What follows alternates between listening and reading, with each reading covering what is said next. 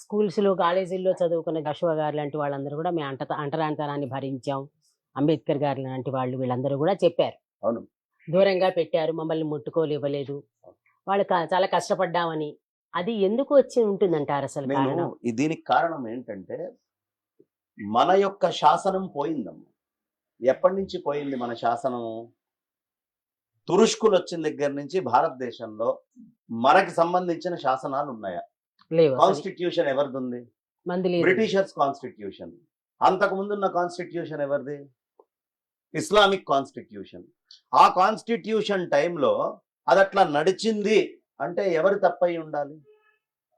అంతకు ముందు కౌశికుడు అనేటటువంటి బ్రాహ్మడు ఫలానా ధర్మవ్యాధుడి దగ్గరికి వెళ్ళి జ్ఞానం నేర్చుకో అంటే అవునండి. అక్కడికి వెళ్తే మాంసం కొడుతున్నప్పుడు అతను వృత్తిలో ఉండి కొడుతున్నప్పుడు ఇతను పక్కనే నిల్చొని చాలా గౌరవంగా ఏం అవును. అహంకారంతో వెళ్ళాలి. లేదు అస్సలు లేదు. చేతులు రెండు ఇట్లా కట్టుకొని ఆ మొత్తము కొట్టడం అయిపోయిన తర్వాత వెళ్ళి మాంసం కొట్టే ఆయన దగ్గర అయ్యా నాకు జ్ఞానబోధ చెయ్యి అని చెప్పి అడిగాడు.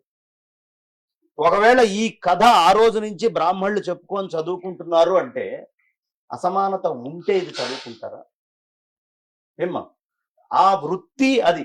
ఈ రోజుకైనా మీరు ఓ షాప్కి వెళ్ళారనుకోండి, ఇవాళ ఉన్న హైజీనిక్ కి మాంసానికి సంబంధించినవన్నీ ఓ పక్కకు పెడతారు. అవునండి. ఇంకొక కూరగాయలకు సంబంధించినవన్నీ ఓ దగ్గరకు పెడతారు. ఇంకొక పొళ్ళన్నీ ఇవన్నీ ఓ దగ్గర పెడుతూ ఉంటారు.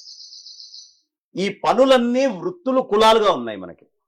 కాబట్టి ఒక కులం వాళ్ళు ఇవాళ్ళైనా మనం ఒక చిన్న హ్యాబిట్స్ అటు ప్రాంతానికి వెళ్ళామనుకో, మా గోల్డ్ షాపులన్నీ ఓ దగ్గర ఉంటాయి. అవునండి. కేటగిరీ వస్త్రాల కొట్లన్నీ ఓ దగ్గర ఉంటాయి. అవును.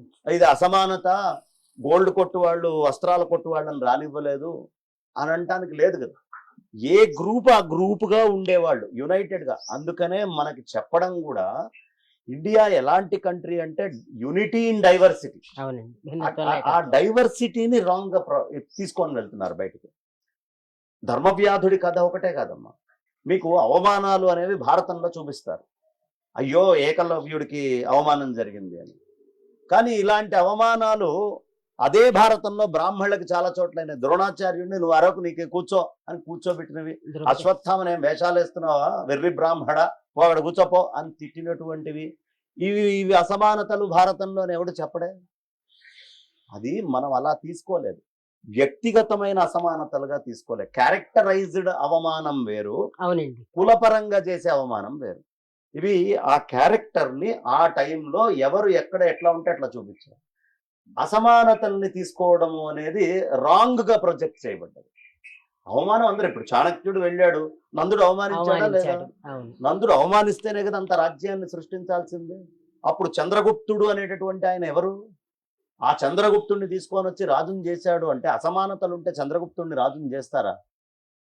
హరిహర్ రాయల్ని, బుక్కరాయల్ని, విద్యారణ్య స్వామి వారు తీసుకొచ్చి రాజుల్ని చేసి అక్కడ కూర్చోబెట్టారు అంటే అసమానతలు ఉంటే వీళ్ళెవరు? వీళ్ళు కాపులో ఇంకొక క్యాస్ట్ యాదవులని కొంతమంది అంటారు, కాపులని కొంతమంది అంటారు.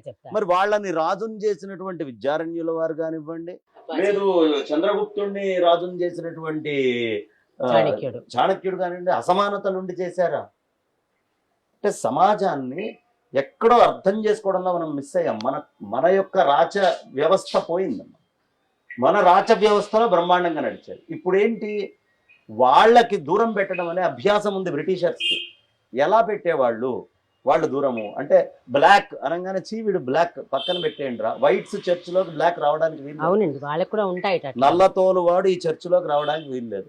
ఇలాంటి భావజాలం ఉన్నవాడు రాజ్యం వెళ్తూ వాడి కాన్స్టిట్యూషన్ ఉన్నప్పుడు మన దగ్గర కూడా అసమానతలు పుట్టచ్చు కదా.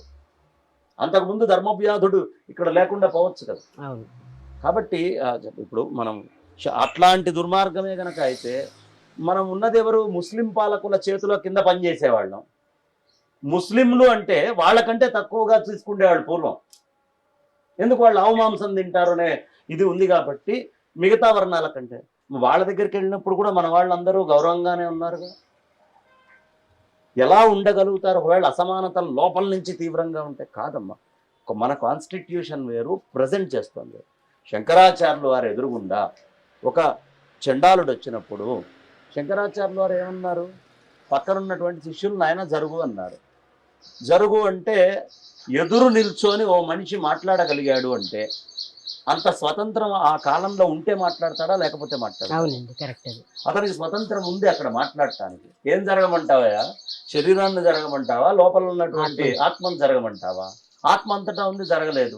శరీరాన్ని నువ్వు జరగమంటే ఇది పాంచభౌతికమైనటువంటిది, అన్నమయ ప్రాణమయ మనోమయ విజ్ఞానమయ ఆనందమయ కోశాలతో కూడింది. ఈ రెండు కుదరదు అనే మాట అంత పెద్ద ఆచార్యులైనటువంటి శంకరాచార్యుల వారి ముందు అతను మాట్లాడగలిగాడు అంటే ఎంత ఫ్రీడమ్ ఆఫ్ ఎక్స్ప్రెషన్ అంటే మాట్లాడతారు. అవును అవును. ఇప్పుడు అలా ప్లస్ ఎదురు బదురు రావడం అనేది ఉంది కదా. ఉంది. ఇప్పుడు వచ్చారు కదా, ఎదురు ఈ ఎదురు వచ్చారు. రోజుకైనా ప్రైమ్ మినిస్టర్ గారో లేదు పెద్ద మహానుభావుడు వస్తే ఎదురుగుండా ఎవరున్నా జరగమంటారు. తప్పదు అది. ఆ సమయంలో అతను ఉన్నాడు అంటే ఉండటము అనేటటువంటి సంప్రదాయం ఉంటేనే కదా, లేకపోతే ముందే వెళ్ళి నెట్టేస్తారు కదా. కరెక్టే కదా అది. కాబట్టి నాయన పెద్ద ఆయన వస్తున్నారు జరుగు. అప్పుడు శంకరాచార్యులు వారు ఆ మాట విని చండాలోస్తు సతు ద్విజోస్తు గురురిత్యేషా మనీషామమ్మ, ఏదో అతన్ని ఇతను మహానుభావుడు, ఇతను కూడా గొప్పవాడు అని చెప్పలా. నాకితను గురువు అన్నాడు. నాకితను గురువు అనే మాట ఎప్పుడు వాడగలడండి? చండాల స్వరూపంలో ఉన్నాడు కదా. అక్కడ ఏం చెప్తున్నాడు ఇంకోటి, ఇతను చండాలుడని మీరు అన్నద్దు, సతు ద్విజోస్తు సద్బ్రాహ్మడైన ఇంత గొప్ప మాట చెప్పినటువంటి వాడు నా గురువు అంటే అంతే కదా. జ్ఞానాన్నే క్యాలిక్యులేట్ చేశాడు కానీ దేహాన్ని ఆయన క్యాలిక్యులేట్ చేయలేదు. ఇది మన సంప్రదాయం, ఇది మన సనాతన వైదికంలో మొదటి నుంచి ఉన్నటువంటి గొప్పతనం.